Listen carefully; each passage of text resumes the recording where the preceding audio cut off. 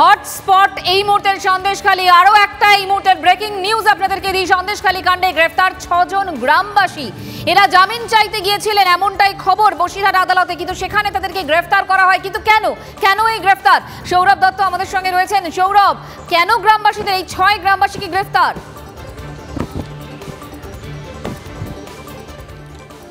দেখো, শিবু হাজরার বিরুদ্ধে শিবু হাজরা উত্তম সর্দারদের যে সম্পত্তি, পোল্ট্রি সম্পত্তি, মাছের ভেড়ি যাতে অগ্নিসংযোগ করার অভিযোগ হয়েছিল গ্রামবাসীদের বিরুদ্ধে, যে অভিযোগ শিবু হাজরা নিজে করেছিলেন, যে পুলিশেরও একটা শতপ্রণীত মামলা হয়েছিল এই ধরনের ভাঙচুরের ঘটনায় যুক্ত থাকার জন্য, সেই ঘটনায় যারা গ্রামবাসী রয়েছেন, সন্দেশখালী গ্রামবাসী, তারা আজ জামিন নেওয়ার জন্য বসিরহাট মহকুমা আদালতে গিয়েছিলেন।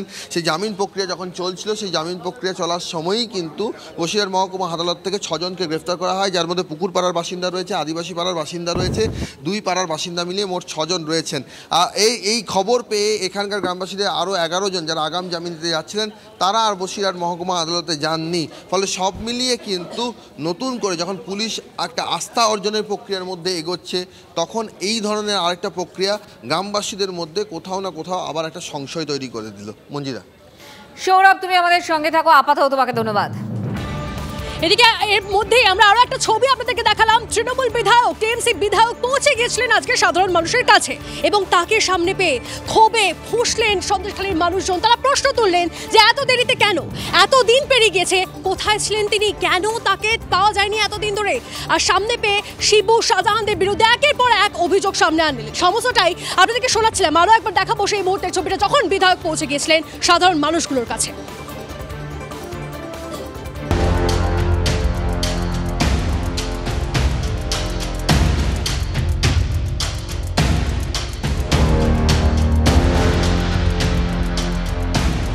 আমার দেয়ালে দেখুন কার নামে লেখা। আমরা কি অন্য পার্টিতে ভোট দিয়েছি? তাহলে ওনাকে ভোট দিই। সাধারণ মানুষের কাছে কার্যত ক্ষোভ বিক্ষোভের মুখে পড়ছেন বিধায়ক, এবং তাদেরকে পরিষ্কারভাবে তারা বলছেন যে বারবার তারা কিন্তু প্রতারিত হয়েছে। আমরা দিদির জায়গায় থেকে দিদিকে ভোট দিয়ে আমরা কেন এরকম? আপনাদের ক্ষোভটা কার বিরুদ্ধে?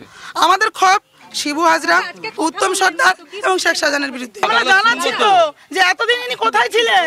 আজকে 16 দিনের মাথায় উনি আসছেন কেন?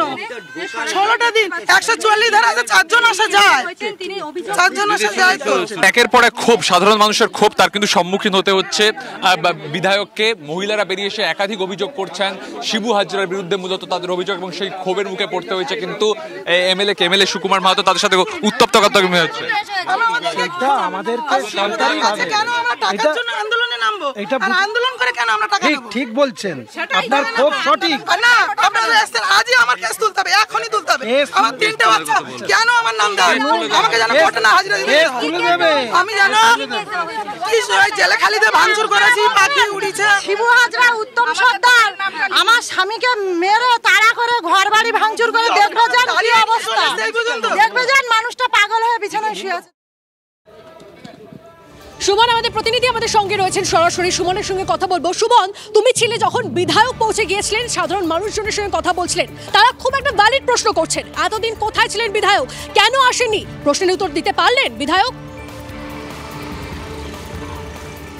গোটা সন্দেশখালী জুড়ে ক্ষোভের আগুন জ্বলছে। সাধারণ মানুষ আর মুখ বন্ধ করে বসে থাকবেন না, তারা রাস্তায় নেমেছেন। আজকে এমএলএ ঘটনা ঘটে যাওয়ার প্রায় 16-17 দিন পর তিনি সাধারণ মানুষের কাছে গেছেন হিসেব চাইতে। কেন এতদিন কোথায় ছিলেন এমএলএ?